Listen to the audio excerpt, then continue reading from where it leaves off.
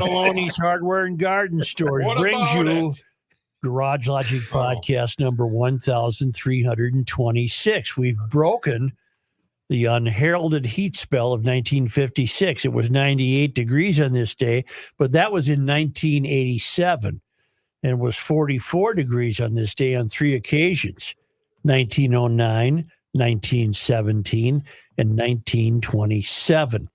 And back in those days, we called those the Roaring 20s. If the kids were swimming, their beach was not kept free of weeds and algae by Aquacide, White Bear Lake products that maintained your lakeshore. They've been doing so for more than 60 years. Aquacide products are easy to use. They work quickly. And Aquacide is registered with the EPA and DNR. There's no need to let weeds overtake your lake or pond this summer. Call Aquacide today. Describe what you're looking at. They'll help you identify your weed problem. Your place will look great all summer long. Call Aquacide at 1-800-328-9350 or go to aquacide.com. Hail the flashlight king. And now, from the mayor's office above the boathouse on the east shore of Spoon Lake, it's Garage Logic with Chris Reavers manning Technology Corner, Kenny Olson from the Krabby Coffee Shop, John Heidt in the newsroom, and of course, the Rookie. Here is your flashlight king, fireworks commissioner, and the keeper of common sense, your mayor, Joe Souchere.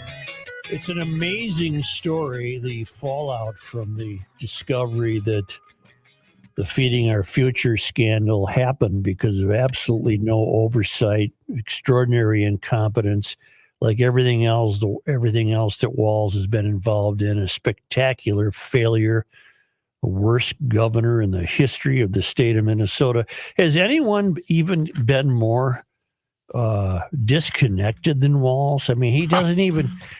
Where is he? Oh, What's he do? He sure as hell doesn't apologize. He sure as hell doesn't fire anybody. Right. And now we're learning that within an hour of the audit's release, Republicans demanded heads should roll in the Walz administration. I bet they won't. The massive fraud should have stopped a lot sooner. We're going to have on in a moment Mark Koran. He's a state senator up North Branch way. He is I can tell you exactly what he is. He's on the auditing committee of the state Senate. And I think he's going to tell us things that are not going to make you terribly confident in the way this state is run. How many MDE personnel received disciplinary action for incompetency? Minnesota Department of Education. Representative Dwayne Quam, Republicans Bryan, asked during the Legislative Audit Commission meeting Thursday. You can't just let $250 million go out fraudulently and expect no consequences, said Senate Minority Leader Mark Johnson. Education Commissioner Willie Jett is full of B as in B, S as in S. He doesn't have anything to provide.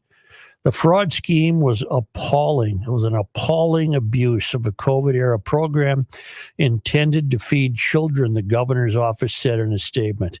You're a little late, Walz, but those involved have not escaped accountability. Dozens have been charged and several are now behind bars. No, Walz, we mean you and the people you hired and the people you put in place. They failed miserably. You're the worst governor in the history of the state of Minnesota. Name a success, Walz. Name something you've done that's a success. Increase spending by $18 billion. Okay. Yep.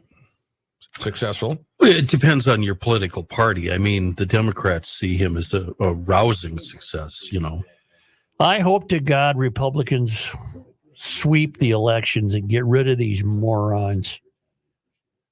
These are corrupt Democrats not watching your money. No. That's what it is. Corrupt Democrats not watching your money and not caring about it. I would dispute that they are watching your money and taking every single cent plus the next $3 you're going to earn today. Do we have Mark?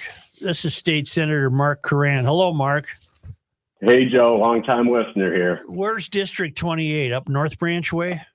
Yeah, I live just outside of North Branch, Chisago and Istaney counties. And you are on the auditor's committee. Explain your job title with the auditor. I've been as a state senator. I've been on since I arrived in 2017. I've been the vice chair or the chair of the Legislative Audit Commission. Well, I'm thankful for the work of the state auditor, but I fear nothing will come of it. Joe, let's be clear. The legislative auditor, the state auditor, only audits local government. The legislative auditor, just so people understand, is really a unique entity, and they're the only ones who are the eyes and ears and the oversight to hold government accountable. So that is the Office of the Legislative Auditor, who reports to the legislature, not the executive body. And so that's who's done the work. Well, who's going to be held accountable? Yeah, if you saw it, I just heard the first part of your, or just as I was waiting, and you talked about, who's going to be accountable and what are they doing? And we couldn't even get the commissioner of the Department of Education to identify, because he didn't want to place blame, and he praised themselves and the agency about the great work that they did to stop the fraud. They said they did everything they could. Well, he's lying. And when you look at it, you guys have followed this, I think since the beginning, is that $250 million as they've been identified in this fraud for feeding our future. This last report that came out focused on the Department of Education, and specifically only the one nonprofit feeding our future, not the others. Mm-hmm. And in this case, that $250 million was for the first 50 people who were charged. We don't know what that number is, what the total number that was allocated to these nonprofits, and then what was the total theft. But it was so egregious that they were taking credit for it, that it was with their great work that they stopped it. Almost $300 million is what I can tell have been stolen from people. And it's not just stolen out of our wallets, but it's actually stealing from the services that we actually want to provide for the people that have real need. This all happened under Heather Mueller's watch. It did. Yep. And what did she do? Get to retire? They probably had a cake for her and said, geez, have a happy retirement. She's never said a peep. Joe, you're right. Actually, both of the commissioners that were there, Mueller, happened under her, and then the next commissioner, both left with accolades. So you're right. Probably a shiny birthday cake or a cake for a job well done. But remember the time when... Go ahead. What the hell are the people of Minnesota supposed to do? Do they care? Do we care? I care. This is ridiculous. Yeah, it's gross and it's grotesque when you think about the dollars. And so our job at the legislature, because remember, we in many cases are not the enforcement arm, right? We don't have that tool. The legislative auditor is the tool to discover and make people aware, which you've done a great job over the last a couple of years in your transformation in the political realm of trying to hold people accountable and to highlight what has happened. When you look at this gross, they in this example, if you look at just feeding our future, they said that they did such a great job. Even when this first came about, businesses called the Department of Education and said, the property owners said, nobody here, nobody exists, right? Mm-hmm. Nobody exists there. They still paid hundreds of thousands of dollars to that entity who was claiming to provide thousands of meals at a facility where the business notified them. They were taking great credit for stopping that fraud. They took great credit for stopping fraud where they paid hundreds of thousands of dollars on vacant lots or in I think one was a city park. Were Minnesota Department of Education employees, are they corrupt? Were they getting paid on the side? Were they sticking it in their pocket? Because I've always maintained they probably were not. I would agree with that, Joe. And the product of government, sometimes it looks so malicious, but it's just because it's a really poor product. And in this case, I don't believe it's malicious. But if you think about the more nefarious side of it, why did the state agencies, the MDE, the Attorney General Office, the Governor's Office, not start an investigation. One thing that people miss is that there's a state statute, criminal state statute for all employees, including the executive body and others. If there's any suspected fraud, they are by law required to report that to the Office of the Legislative Auditor. And the Legislative Auditor is Judy Randall. Mm-hmm. And that's criminal state statute. Judy Randall and the state legislative auditor was not notified of any of this suspected fraud at any level until the news story broke, and she heard it the same time you and I heard it. Okay, are we going to attribute that? Are we going to attribute that strictly to utter incompetence? Willful. I think it's not utter incompetence, willful neglect. The partners in crime is what I would prefer to call them. You mentioned, I don't know the exact quote, but some communities adopt a crime more quickly than others. This community, the adoption of crime in the child care fraud from 2017, that stuff hasn't changed. It is so gross, and it's kind of the same elements. When you think about who are the number one contributors to all Democrat political politics? Crazy people. Public unions. Yeah. Public unions. And so it can feed themselves. And so for this poor outcome, this is my opinion, but I think it's rooted when you see and you're trying to find justification. Why did Governor Walz's administration not start any investigations for which they had the full prosecutorial capabilities to start that investigation during that period of time? That period of time was from 20 to 22. What was going on there? I think there was a governor's election in 2022. They couldn't be seen prosecuting their base, their more radicalized base, for which they've turned either a blind eye. Part of it's blind eye, most of it's blind eye in my mind, but the other part is it's also a very poor product, and they just don't do their job very well because they're rewarded for poor outcomes. They need more people, more money, and the cycle goes on. Okay, now here Judy Randall has said this was a mess. Everyone screwed up. Here are the papers. She's put the papers on the desk. Is anything going to happen? Yep. Joe, the greatest thing that changes those things are elections. And so our job is to bring light and as well as bring forward solutions and real solutions to which have to follow only after you win elections, is to create an Office of Fraud, Waste, and Abuse that is independent or free from the executive body and the agencies in which they would oversee.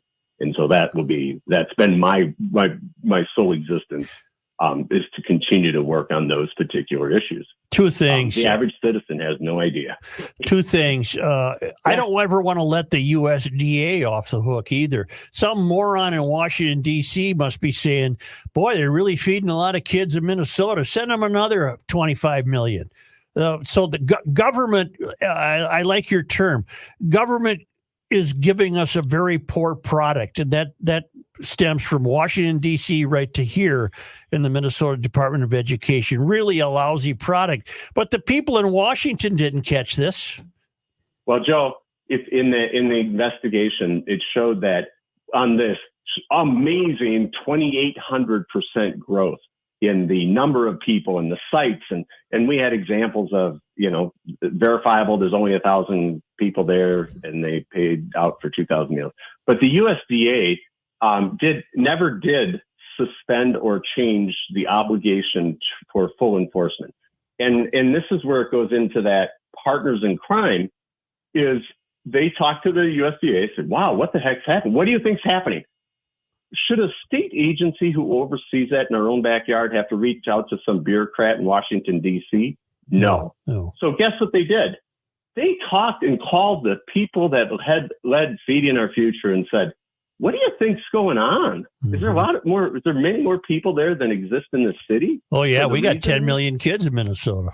Yeah. Yeah. So they went right back to their friends and family network in this crime network to work with them to get a better understanding. At the same time, all of the applications for Feeding Our Future had great errors or great cause to raise red flags. I think my quote was, there were so many red flags that you were blinded. And they were simplistic and actionable items for which they had all of the tools to take care of those things. Under this buffoon, who was the worst governor in the history of the state of Minnesota, why should we believe that anything will work as it should? He just announced a month ago $100 million for homelessness. He has provided no means of suggesting how that will be measured for success. He has offered no guidelines, no guardrails, no nothing. There goes $100 million down the drain. Why shouldn't I think that? And that $100 million is going to go to nonprofits. And that, to me, I'll use the term, this political term, I use it as the Democrat campaign apparatus. So they're embedded in all throughout St. Paul and Minneapolis to try and solve, under the guise of kindness and compassion, every social ill we have. And so just last year, they gave them almost $1.3 billion into those same nonprofit networks in St. Paul, Minneapolis. It hasn't cured homelessness. It has only increased every social ill in which we spent billions of dollars targeting. I can't talk to you. You're too depressing. Well, I'm sorry, Joe. We got to be truthful. Man alive. But people need to be aware of this, and so they really need to understand that this is happening every day. The governor and Joe, I've seen a great transformation in the governor, in your transformation, in his first term. You always talked about, well, I can't apply malice to this guy. You think he's trying hard. And then the rest of the show would go on and talk about everything that he did, which would lead you to be that it was really a malicious intent. And he really was not the good guy. That was a moderate guy that was there to really work for all of Minnesota. And what you also you don't understand, he doesn't talk to Republicans or Democrats. He only talks to a very small portion of a radicalized base, and he is very, very well protected from all media sources and access. He's gutless. You're not going to get an argument out of me, but he's also leading the pure theft of vital government resources. And we do have needs, right? We're a compassionate society, but we want to make sure that's my favorite role is that it actually goes and we give great value for every dollar when we determine first that we need it. And these are just gross misjustices. When you think about $250 million, and then the earlier one, the frontline worker pay or the hero pay, the reason that went out as quickly as possible, and it was expanded from $250 million to $500 million during the I think 2022 when we did that, was to include all other frontline unions, SEIU, and their campaign partners in crime. That's why they went out. It's a pay for play, and they are willingly looking the other way on a majority of those issues. I'm going to try one more time. Not that I'm indicting you. I'm going to try one more time. Judy Randall has revealed the truth. Will anyone lose their job? Will the governor apologize? Will anything come of this? The governor has decided he was not going to fire anyone. The governor has decided, and the attorney general has decided, that he's not going to prosecute the dozens of people who likely violated a criminal statute. And he will not fire his commissioner. The Department of Education new commissioner said, we are not going to go and place blame because that's just not the kind of person he is. So you're right. Hundreds of millions of dollars, and not even one bit of contrition that says, hey, this didn't happen under me, but I sure as heck am not going to not going to let it happen under my watch. And he didn't do a single thing. We're not even going to get a, hey, my bad. Yeah, No, sorry. And he Whoops. had free reign to do that. Was that a reference to Willie? What Willie said yesterday? Yes. Yeah. Will, if you saw it, Willie was even unprepared to be able to give his own personal opinion without it being written for him. Yeah, it was sad. Where in the hell they dig up Willie Jett? He said he's a 30-year educator somewhere. I'm sure now, he think is, about the other part. Yeah. This is simplistic. A 14-year-old with a spreadsheet could have saw all the anomalies and they could have stopped this thing. All they had to do is go to a site, sit in a parking lot for a couple hours and realize, oh, that parking lot's vacant. There is no infrastructure. That's right. And they could have done all of those things. They chose not to do a single thing to stop this. State Senator And Mark this- Koran, Yeah. good chatting with you. I'll keep your number handy. We'll chat again. Thanks, Joe. Thank you. Thanks, guys. Have a great day. Thank you. How the hell do you supposed to have a great day? Nice out. When you know you're getting robbed blind. Just robbed. And don't you dare be late with that payment to the state of Minnesota. I have one tip for you. Weed is legal, so gummies. It's truly incredible how bad Walls is. I had no idea. It is truly amazing. Can he be recalled? Can we start a petition? Good luck. Yeah. Oh, yeah, that'll work. That'll Sure. work. All right. You got the numbers? I think if you look at his ratings, Joe, that might not work because he's probably in the positive level, I'm guessing. Well, I know now why. Because it's just open season on everything. Bring him back for a third term. Why not? Yeah, it'll probably people happen. want me to have a third term. Truly, truly amazing. How you doing? You need to see this. I almost started that ad like Rookie would have. You need to see this. What So season is it? Look out these clean windows. I know. Oh, I right- mean, It's an art.